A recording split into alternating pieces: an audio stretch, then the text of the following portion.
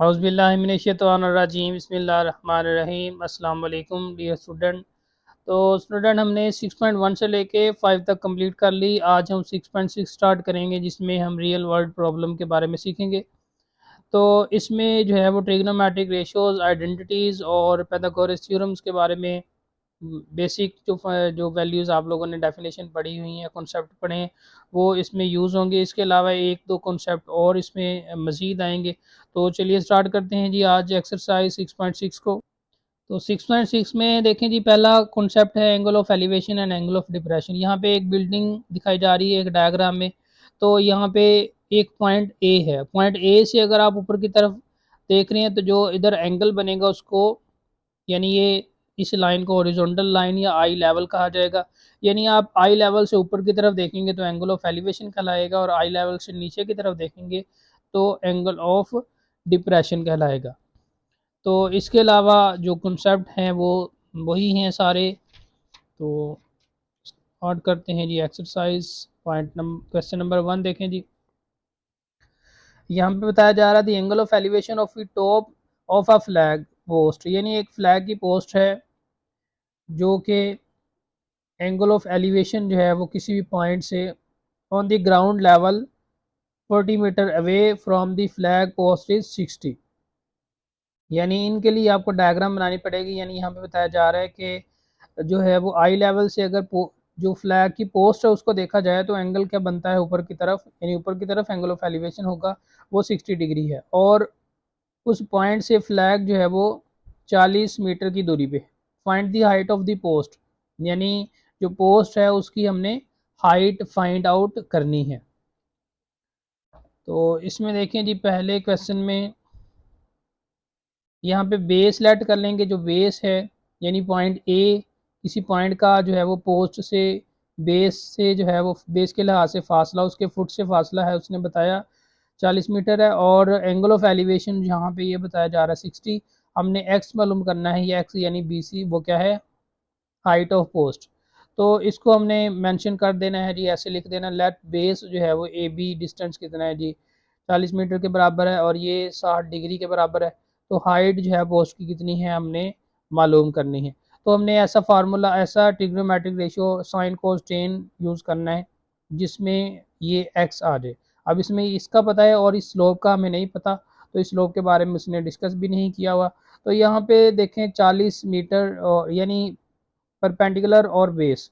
तो ये आपने पढ़ा हुआ जो टेन वाला फॉर्मूला होता है उसमें परपेंडिकुलर ओवर बेस आता है। तो यहाँ पे हम लिखेंगे by trigonometric ratio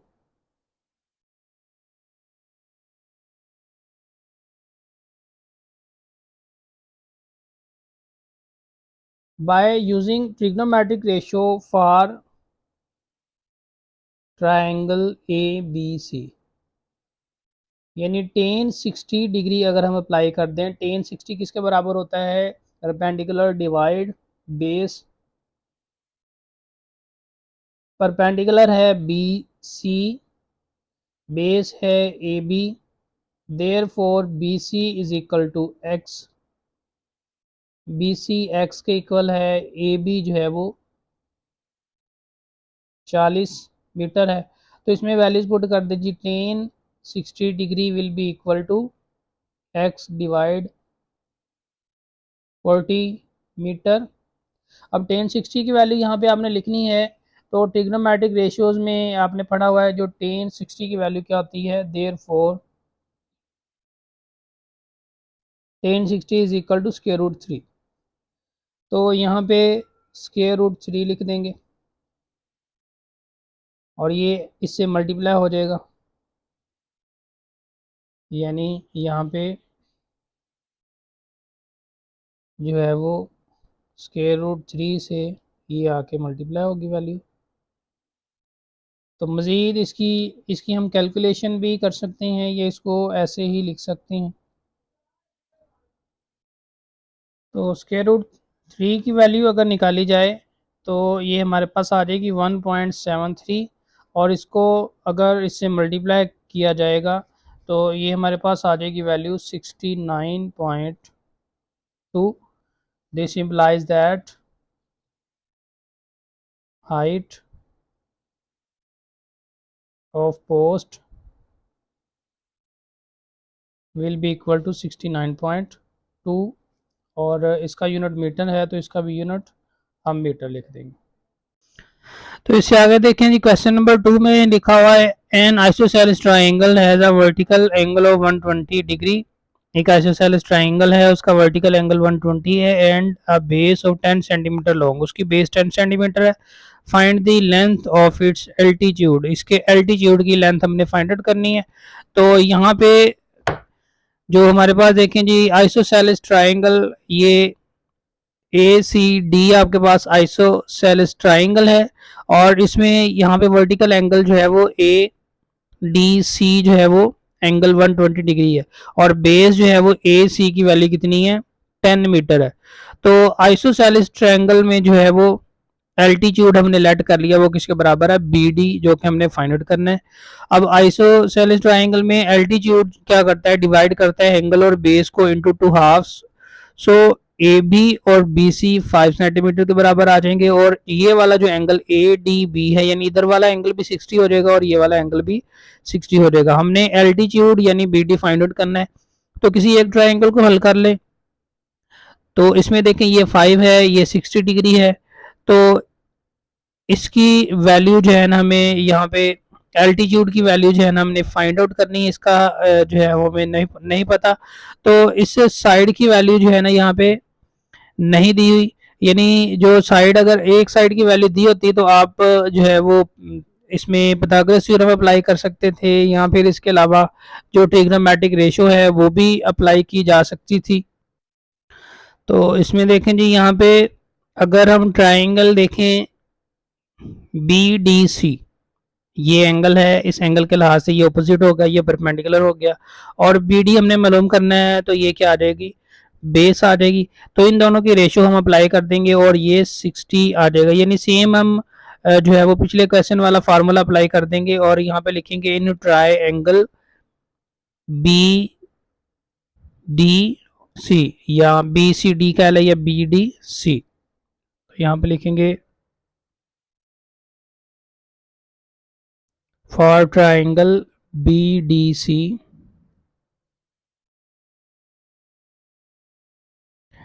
by applying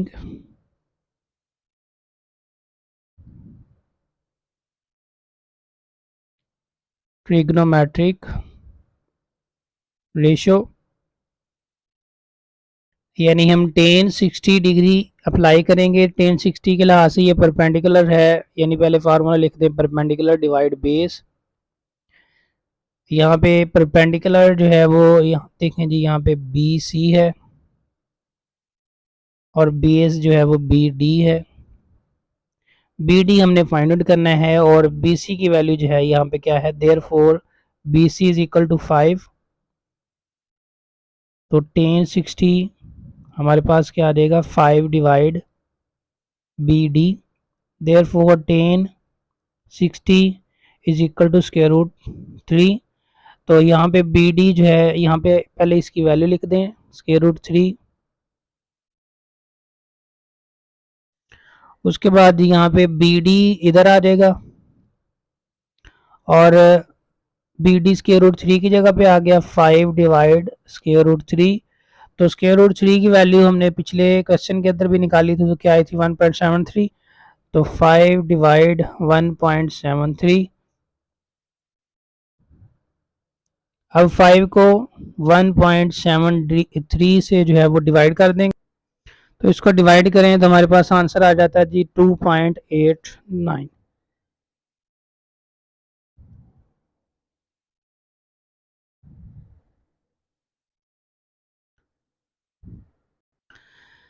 यानी जो एल्टीट्यूड की हाइट है वो बी डी जो हमने लेट की थी स्टार्टिंग में वो क्या आ जाएगी 2.89 मीटर।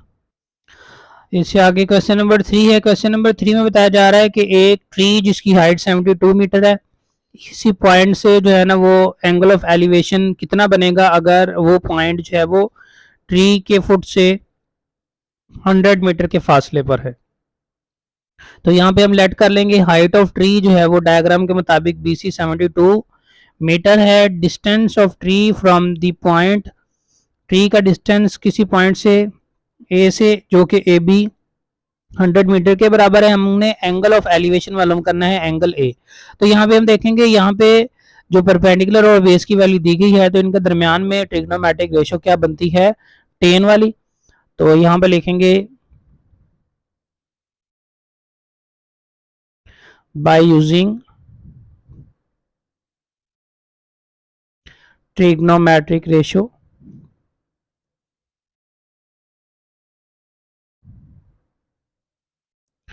तो टेन थीटा आ जाएगा जी perpendicular divide base.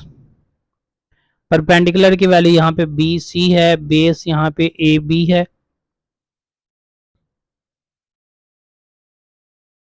B C आपके पास कितना है जी 72 और ए बी कितना है 100। तो 72 को जो है ना हमने क्या करना है 100 से कर देना है डिवाइड, तो ये आ जाएगा 0.72, यानी इसके 2 जीरो हैं तो 2 डिजिट के बाद हमने पॉइंट लगा दिया। तो इसके बाद थीटा इधर आ जाएगा, टेन इधर आके इन्वर्स हो गया, तो टेन इनवर्स 0.72 की जो है ना वो हम वैल्यू फाइंड आउट कर लेंगे। तो ये हमारे पास आ रही है जी 35.75।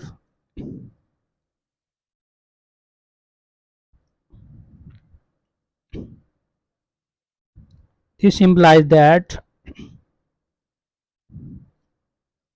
angle of elevation will be equal to 35.75। इससे आगे क्वेश्चन नंबर 4 में है, यहाँ पे एक वॉल है जिसकी हाइट 10 मीटर है और एक लैडर उसके साथ लगाई जा रही है, और लैडर का जो एंगल ऑफ एलिवेशन है, यानी लैडर का बताया है कि जो ग्राउंड के साथ एंगल बन रहा है जो कि एंगल ऑफ एलिवेशन कहलाएगा वो 60 डिग्री के इक्वल है।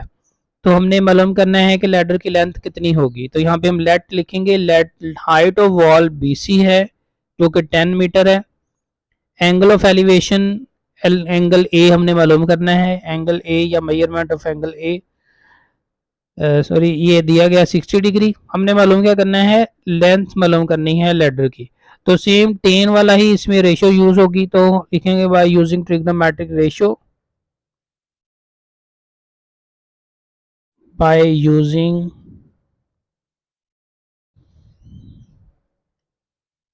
Trigonometric ratio.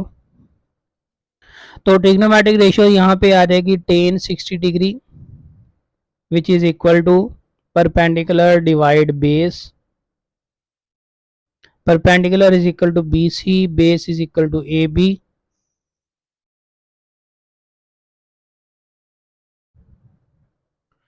यहाँ पे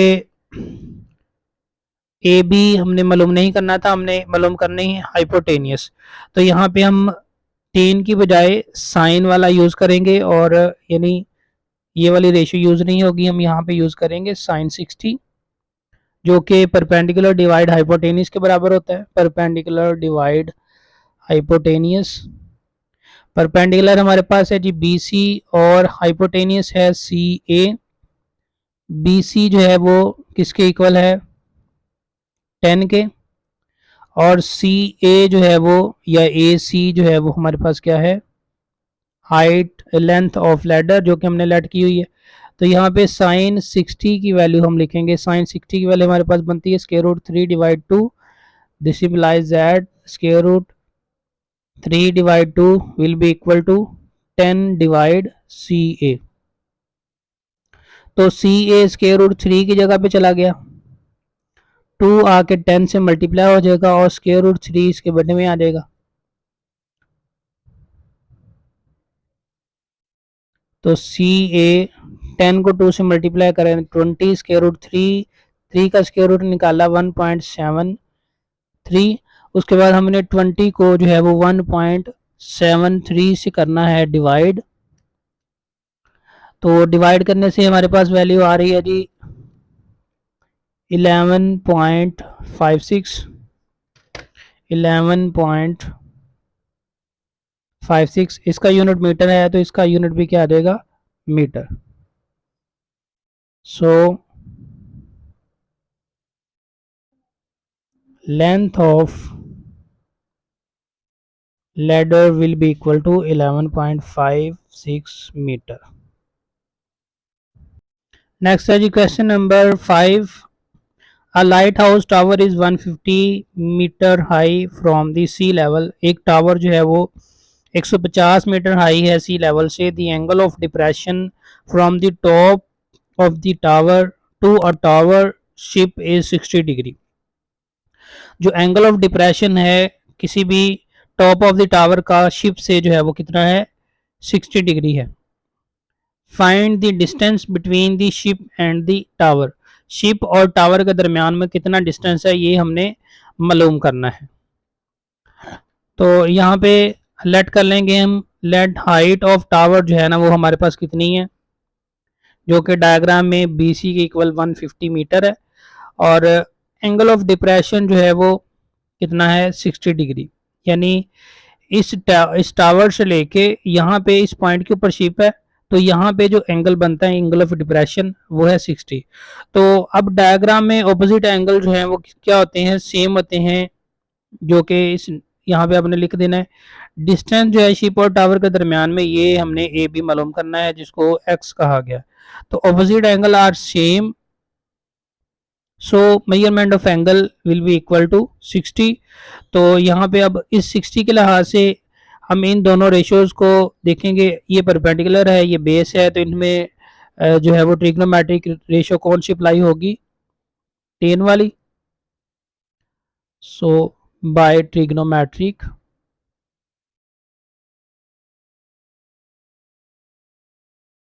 जो ट्रिग्नोमेट्रिक रेशियो है वो हमारे पास कौन सी आ जाएगी जी, 10 60 degree will be equal to perpendicular divide base. Perpendicular है बी सी, बेस है यहाँ पे A B. Therefore 1060 is equal to square root 3 B C 150 A B जो है वो एक्स है, या फिर ए बी लिखा रहने दें जो कि हमने मालूम करना है. तो इसकी जगह पे आ गया जी स्क्वायर रूट 3 और बी सी की जगह पे आ जाएगा 150 और इधर एक्स लिख दें. This implies that x will be equal to 150 divide square root 3. Square root 3 की वैल्यू निकालेंगे 1.73 आ जाएगा. तो 150 को हमने डिवाइड करना है किससे, स्क्वायर रूट 3 की वैल्यू से 1.73 से. तो इसकी वैल्यू आ रही है जी हमारे पास 86.7. So distance between ship and tower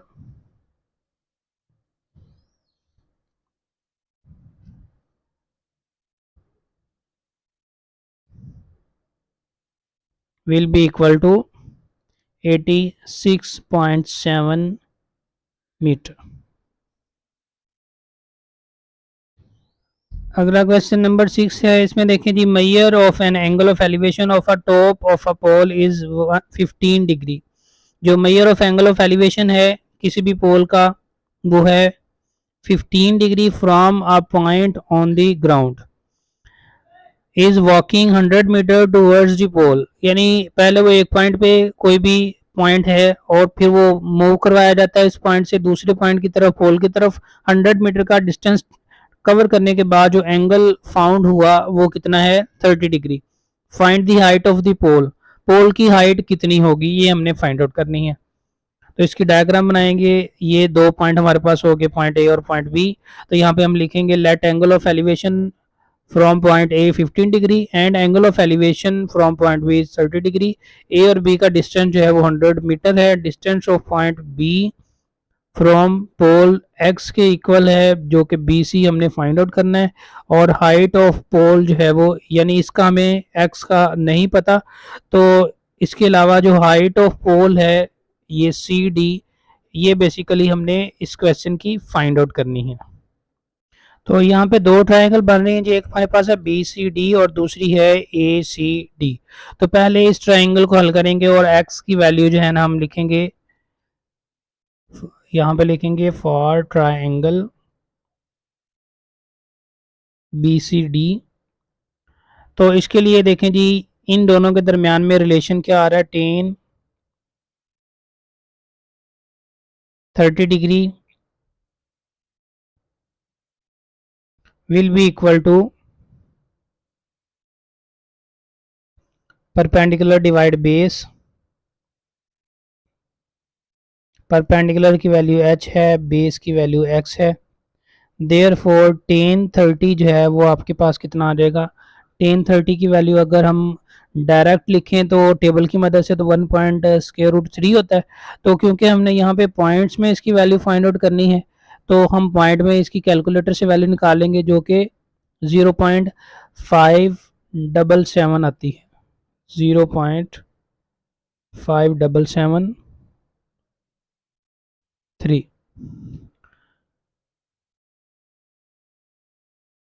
this implies that x is equal to,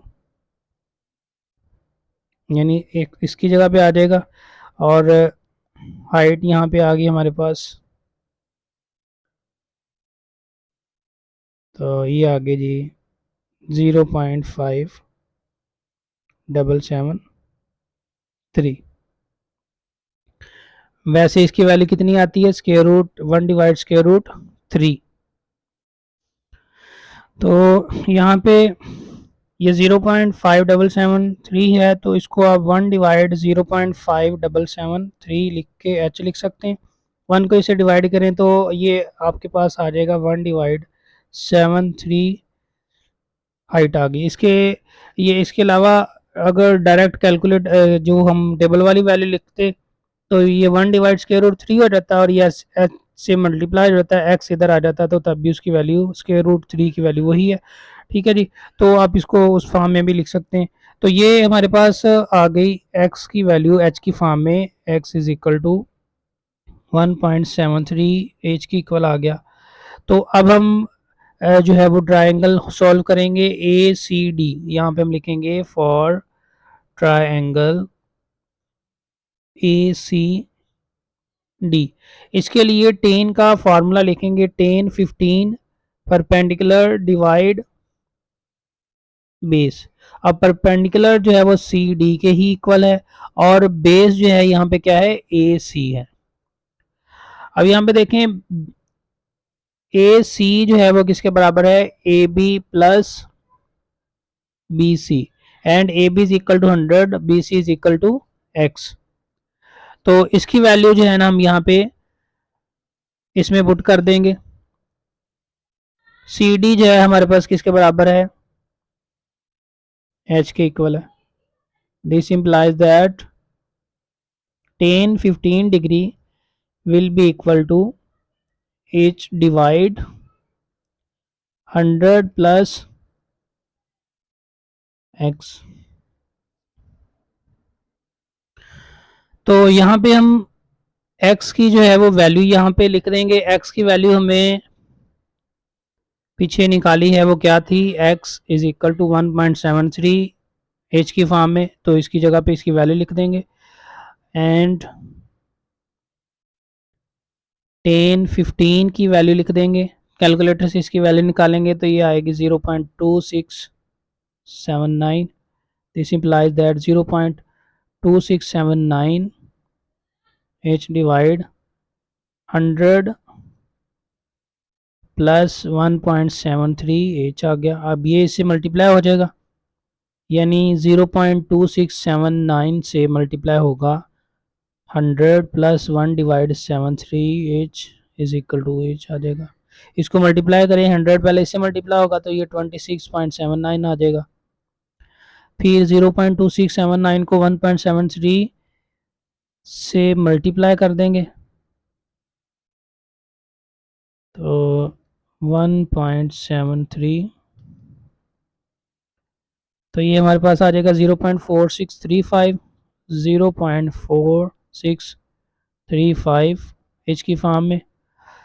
अब इसको उधर ले जाएंगे, इस वैल्यू के इधर ही लिखा रहने देंगे, यानी आ जाएगी 0.4635 एच। इन दोनों में से ये जो एच है वो कॉमन निकाले, इधर 1 आ जाएगा, माइनस 0.4635 26.79 नेक्स्ट इसमें से 1 में से 0.4635 माइनस कर देंगे, 0.4635, तो ये आ जाएगा जी हमारे पास 0.5365,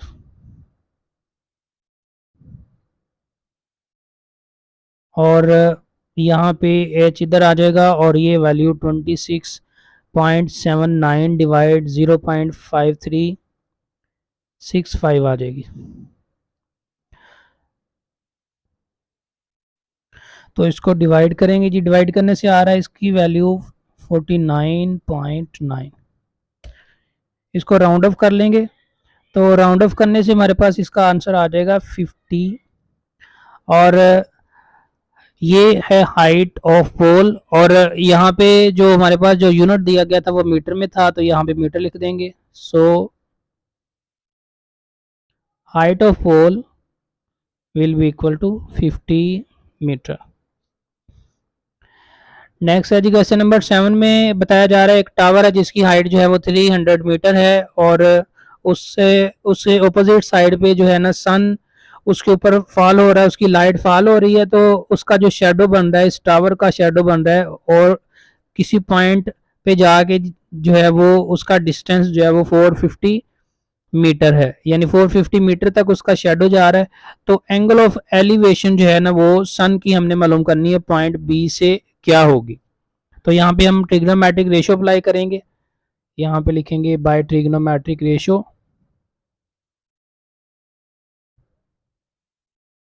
यहाँ पे देखें जी परपेंडिकुलर बेस है तो टेन थीटा लिख देंगे, परपेंडिकुलर डिवाइड बेस, परपेंडिकुलर हमारे पास है सी ए या सी ए, और बेस है बी सी ए की वैल्यू हमारे पास है 300 और बी सी की वैल्यू है 450। ये आ गया 300 डिवाइड 450, तो 300 को 450 से करेंगे डिवाइड, तो डिवाइड करने से वैल्यू आ रही है 0.66, 0.66, आगे भी 6 आ रहा है तो उसको 7 लिख देंगे। तो यहाँ पे थीटा इधर रहने देंगे, टेन उधर जाके इन्वर्स हो जाएगा, 0.667 आ जाएगा।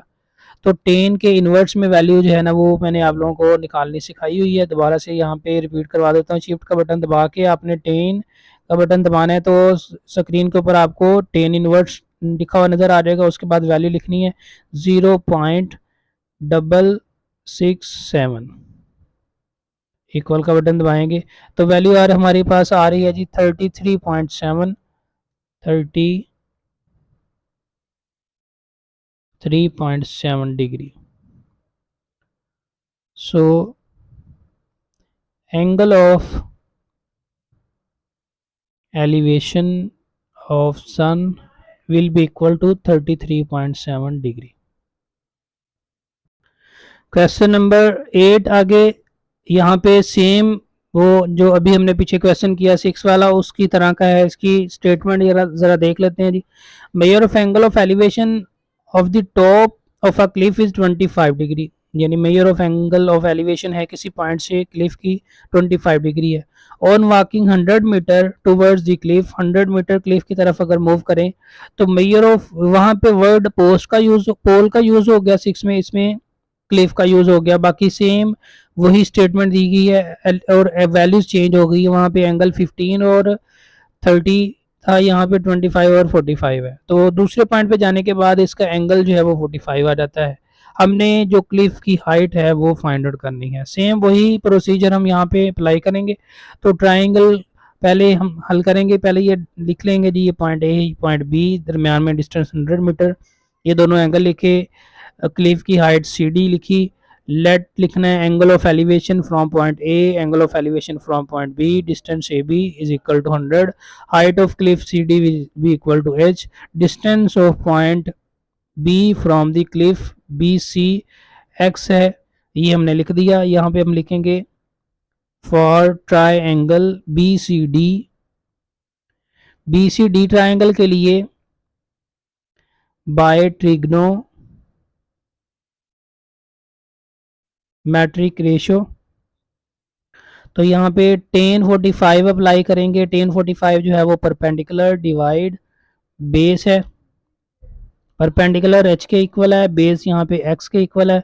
तो यहाँ पे आपको पता है 1045 जो है वो 1 के इक्वल होता है जी। This implies that 1 is equal to H divide X. This implies that X is equal to H, यानी एक्स की वैल्यू जो है ना वो एच के इक्वल आ गई। तो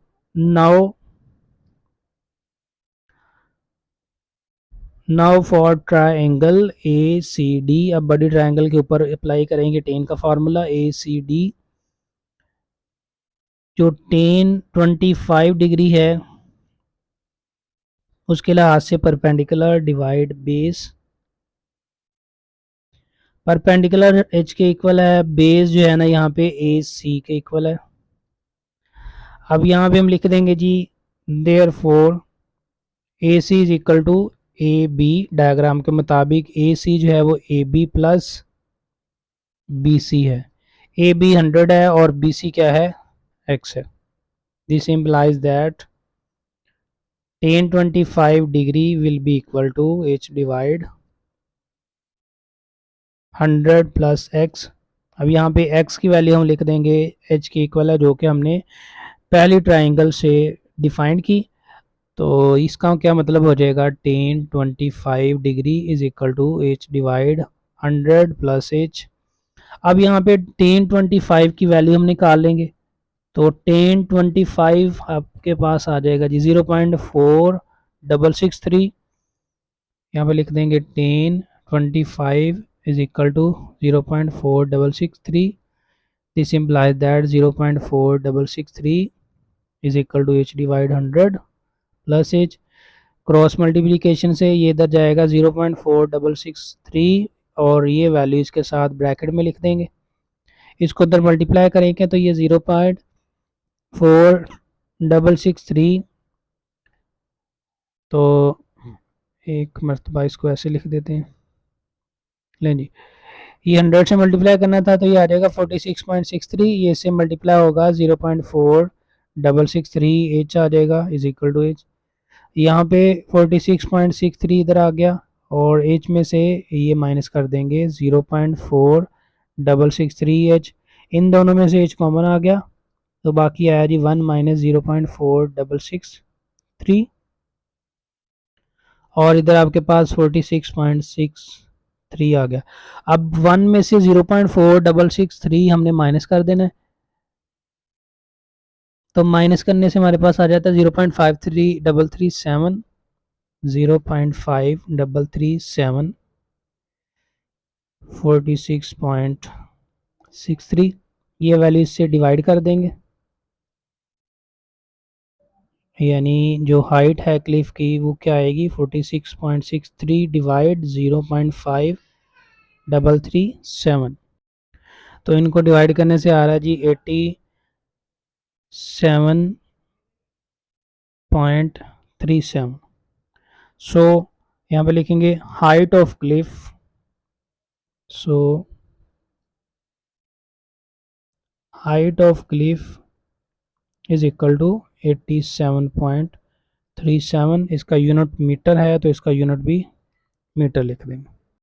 नेक्स्ट देखिए क्वेश्चन नंबर 9 में from the top of a hill 300 metre high, यानी एक हिल की टॉप जो है वो 300 मीटर हाई है। Measure the angle of depression of a point, एक पॉइंट के ऊपर मेयर ऑफ डिप्रेशन जो है जो कि नियर शोर of river is 70 degree and the mayor of angle of the depression of a point directly across the river, यानी river से थोड़े फासले के ऊपर जो है ना वो 50 डिग्री और उससे जो है वो करीब क्या बनता है 70 degree. Find the width of the river, how far is the river from the foot two of the हिल। यानी दो क्वेश्चन उसने पूछे हैं कि रिवर की विड्थ फाइंड आउट करनी है और इसके अलावा how far is the river from the foot of the हिल, यानी रिवर जो है वो हिल से कितने फासले पे है। दो चीज़ें जो है ना हमने यहाँ पे फाइंड आउट करनी है।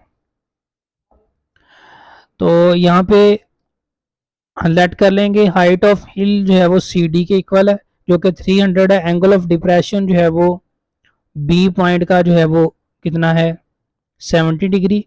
तो ये 70 है तो इस लाइन से ऑपोजिट जो है वो क्या होंगे एंगल, लाइन के ऑपोजिट एंगल सेम होते हैं, ये 70 हो जाएगा। और पॉइंट ए के लिए जो है वो एंगल है 50, तो इसका भी एंगल ऑपोजिट एंगल जो है ना वो इक्वल होते हैं, तो ये एंगल भी क्या लिख दिया हमने 50 लिख दिया।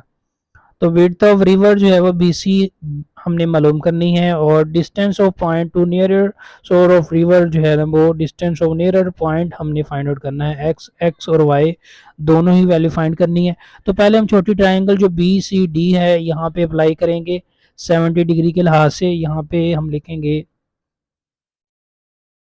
फॉर ट्राइंगल BCD, जो ट्राइंगल BCD है टेन 70 डिग्री जो है वो क्या आ जाएगा परपेंडिकुलर डिवाइड बेस, परपेंडिकुलर 300 है और बेस y के इक्वल है।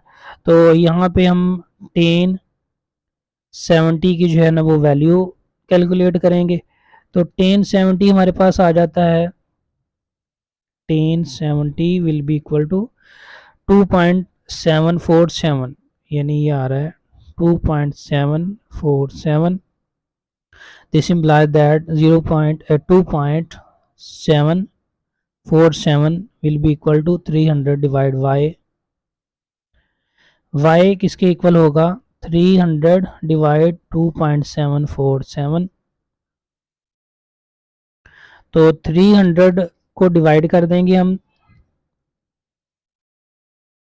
2.747 से, तो ये आ जाएगा हमारे पास 109.2, 109.2। इनका यूनिट मीटर में है तो इसका यूनिट भी क्या आ जाएगा मीटर में। और ये y क्या है width of river, this implies that width of river is equal to 109.2 metre. अब दूसरी ट्रायंगल जो है ना वो बड़ी वाली, उसके ऊपर हम अप्लाई करेंगे for triangle. Now for triangle ACD, ten 50 degree किसके लिए इक्वल लिखेंगे perpendicular divide base. Perpendicular CD है, बेस जो है वो AC आ जाएगा। तो यहाँ पे हम लिखेंगे जी therefore CD is equal to 300, AC क्या है AB plus BC, AB is equal to X, BC is equal to Y. This implies that tan 50 degree will be equal to 300 divide X plus Y। मज़ीद हम लिखेंगे tan 50 की value क्या है और y की वैल्यू क्या है। y की वैल्यू हम पीछे निकाल चुके हैं, वो क्या थी 109.2 मीटर। तो tan 50 की वैल्यू हम कैलकुलेट कर लेंगे। tan 50 जो है हमारे पास आ रहा है 1.1917। This implies that 1.1917 is equal to 300 divide x plus 109.2। तो ये इससे करेंगे मल्टीप्लाई और ये इससे डिवाइड, यानी x plus 109.2 is equal to 300 divide 1.1917।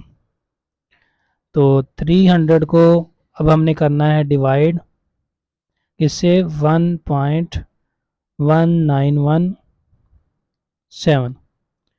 तो ये आ जाएगा जी हमारे पास 251.74, 251.74। तो यहाँ पे x इधर ही रहने देंगे, 251.74 में से 109.2 को माइनस कर देंगे, तो यहाँ पे 109.2 को माइनस किया तो ये आ गया जी 142.5 metre. This implies that distance, यहाँ पे लिखें distance of near point, distance of near point is 142.5 meter and width of river is 109.2 meter। इसे आगे क्वेश्चन नंबर 10 में है जी, a kite has 120 metre of string, एक काइट जिसकी स्ट्रिंग जो है वो 120 मीटर अटैच है इसके साथ, और एंगल ऑफ एलिवेशन 50 मीटर का बनता है, for it is above the hand holding, यानी हैंड होल्डिंग से अबव जो है वो कितना होगा, assume that the string is stretch, यानी इसमें यह बताया जा रहा है कि पॉइंट आपके पास ये है, यहाँ से काइट जो है वो यहाँ पे है, तो लेंथ ऑफ स्ट्रिंग के आगे हमारे पास 120 मीटर जो कि ए सी के बराबर है, तो एंगल ऑफ एलिवेशन 50 मीटर है, हाइट ऑफ काइट जो है ना हमने मालूम करनी है, बी सी जो है वो कितना होगा, तो बी सी अब देखें हाइपोटेनियस और परपेंडिकुलर आ गया, हाइपोटेनियस और परपेंडिकुलर के दरमियान में जो ट्रिग्नोमेट्रिक रेशियो यूज होती है वो कौन सी होती है, साइन, तो यहाँ पे हम लिखेंगे by trigonometric ratio sine 50 degree will be equal to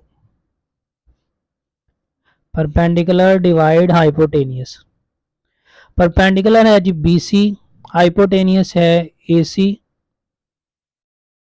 therefore B C is equal to x, A C is equal to 120।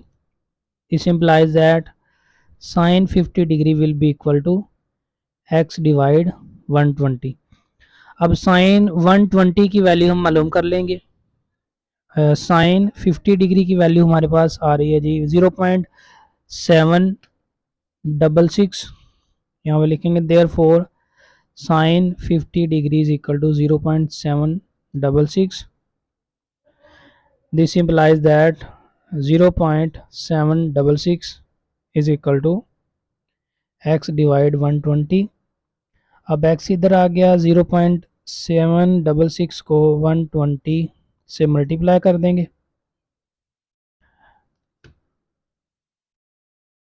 तो इसको मल्टीप्लाई करने से जो वैल्यू आ रही है हमारे पास 91.92 और ये मीटर में है तो इसकी भी मीटर में लिख देंगे। So height of kite will be equal to, यानी काइट जो है वो जहाँ से इसको उड़ाया जा रहा है जिस पॉइंट से, या ये कह लें ग्राउंड लेवल से, वो कितनी डिस्टेंस पे है, कितनी हाइट पे है, 191.92 मीटर, या इसको 92 मीटर भी लिख सकते हैं। तो 6.6 स्टूडेंट हमारी कंप्लीट हो गई। तो नेक्स्ट देखेंगे जी इंशाल्लाह हम इसकी रिव्यू एक्सरसाइज को, इसमें इसके एमसीक्यूज वगैरह सॉल्व करेंगे। तो उम्मीद है आप लोगों को ये एक्सरसाइज अच्छे तरीके से समझ आई होगी। ओके जी, अल्लाह हाफिज़।